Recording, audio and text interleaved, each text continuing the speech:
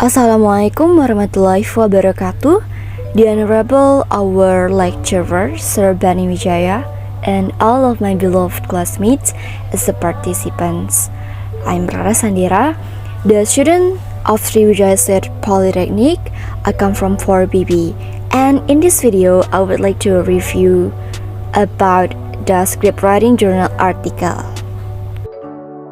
So, the title of this journal is Narrative Life in the Film and the Role of Screenwriting Practices. The writer of this journal is Kristen from University of Illinois. And this journal is kind of film and video journal, which the volume number is 73, issue number is 3, publication year is on 2021.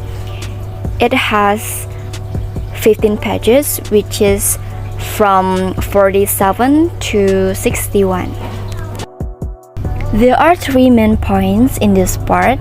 First is about the problem. Second is the steps for solving the problem. And the last one is the goal of this journal. Maybe we can take a look to the first one, which is the problem. The writer found that actually there are the limitation of portrayal, which is really hard and difficult to do. One example is when the scriptwriter portrayed that is outside the daily experience of the audience and writers, so there are not common reference that can be used. Further, the that are inanimate and series is hard to build a commercial movie around. Writers, therefore, have to use techniques usually adopted for describing reality in order to bring life to that. As such, the portrayal of unlive characters is an active example for considering the practices of screenwriters. It's known as the narrative life, which will be explained much in this journal. But basically, this research will explore the underlying discursive constraints on writers using a two-pronged approach. This analysis therefore provides a theoretically based understanding of the limits of expression and as a result, the content of what appears on screen. The goal, however, is to expand the discussion of the extent to which audiences take lessons from movies. For understanding more about this journal, let's take a look to the conceptual framework. To understand the limits of what mainstream screenwriters feel that they can say in film, this article will make recourse to the work of Michel Foucault. The core or main concept to be used is that of discursive practices. Discursive practices is such as the idea being that writers take on board the proper practices of screenwriting so that the films can be produced. For better understanding of the function of these practices, there needs to be a broader consideration of bodies of knowledge and discourses. We need to understand also that discourses are systems of knowledge that operate to constrain what may be expressed by those who are exhibiting proper conduct for discourse. Or let's say that these constraints will be expanded upon later. Finally, there are 3 forms of practices that need to be differentiated, which are normative practices, practices of habit, and spontaneous practices. The first category, which is normative practices, relates to behavior that an individual may be assessed on. So, where someone is expressing a practice relating to a specific discourse, then other members of the discourse may judge the exhibition of the practice as good, bad, or indifferent, which is with respect to the norms of the discourse. There are, in addition, practices that are not established as norms of a discourse. For example, like the way someone holds a pen, as a practice of habit rather than a normative practice. Finally, there are spontaneous practices. These are new combinations of known practices. Each line of dialogue is a new practice made up of previously known words that, if effective, may be repeated in the future and become a new practice of habit. If a spontaneous practice is not successful, it may be rarely used in the future. The central concept of this article, narrative life, may now be introduced, with the concept later deconstructed in light of Foucault's theory. When we talk about the problem of screenwriters are faced with a problem. The dead cannot speak, the dead cannot move, or is not in reality anyway. Yet, there are a number of films that show that characters moving, talking, and expressing other practices of habit. The argument here is that screenwriters have developed a set of normative practices around narrative life that portray these characters in terms of life, even though they are ostensibly dead. And there are three film categories of applying the good narrative life. The first category is portray about the protagonist, and the second is antagonist, and the last one is ghost stories. The first category of movies that do this portray protagonists as traditionally alive but with antagonists who are not alive or in a state of unlife. The antagonists, however, don't meet all of the criteria. They are, of course, animated. Without the capacity, zombie movies would only be pandemic movies, for example. They are capable of destruction. It may take a while for the protagonist to find out, but the trope is that a zombie will stop moving or attacking only if it suffers a major blow to the head.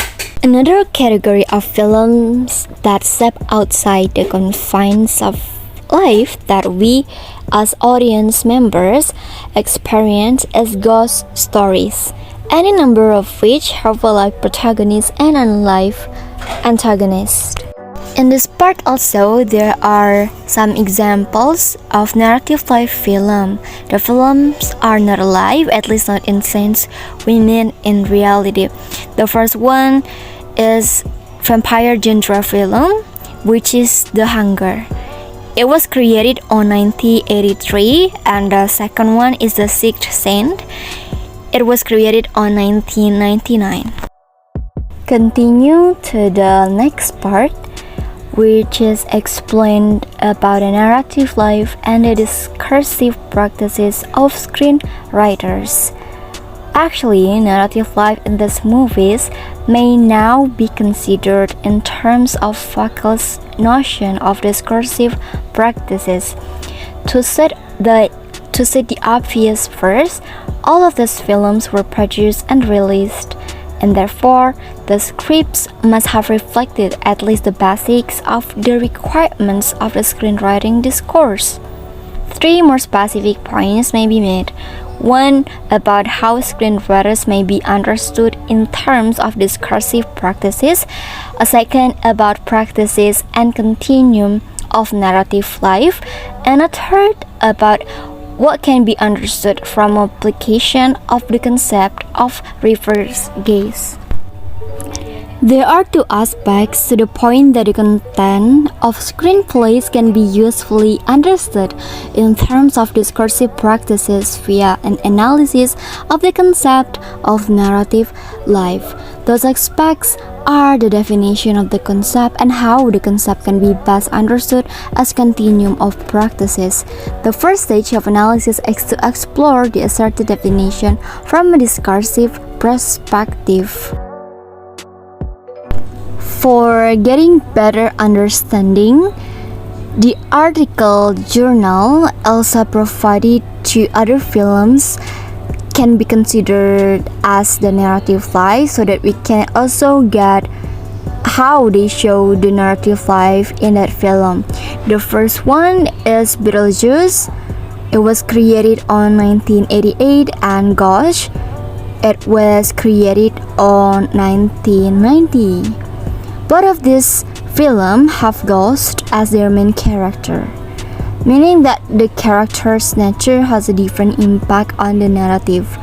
In a Beetlejuice film, Adam and Barbara die in the early stages but return to their house as ghosts. They interact with each other, with the people that live. It is not clear, however, whether they can be destroyed, and there is no evidence that they think they can die again. While in the second film, in Ghost, Sam also dies early on, which is Sam is like the main actor. But in this case, he can interact only with Odame and other ghosts for the most part. While there is some debate over whether he or Molly is the protagonist. The climax of the film is Sam ascending to heaven.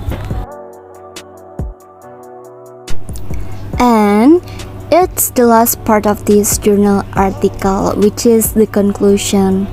There are two main points of this conclusion.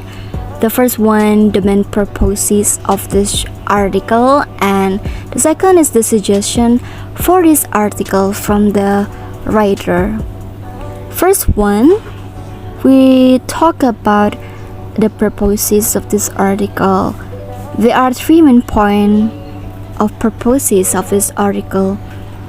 The first purpose was to draw out the similarities of a number of films that purport to show unalive characters, and the second was to place this understanding of narrative life within the context of the screenwriter discourse. That latter goal was to demonstrate that the practices around narrative life still comply with a number of rules, the discursive practices that limit what can be shown on screen. The third purpose, by the way, is to highlight the normative role that characters with unlive play. We as audience members participate in the reverse gaze. We live our lives and fear out deaths in the light of screen. And for the suggestion, which is in the second point from the writer, is that if a screenwriter wishes to include that characters, then there are still rules to be followed in order for the audience to relate to them. So the writer thought that if we can say the film as good as possible, so that the audience can relate and understand about the film well. Alright, thank you so much for your attention, because it's like the last part in this presentation about my review. So if you have any comments, question and feedback for me, you can deliver it to our learning forum, whether it is on LMS or in WhatsApp group. Okay, and I also hope that we can get new perspective related to the script writing that I have explained from this journal. Thank you. Wassalamualaikum warahmatullahi wabarakatuh.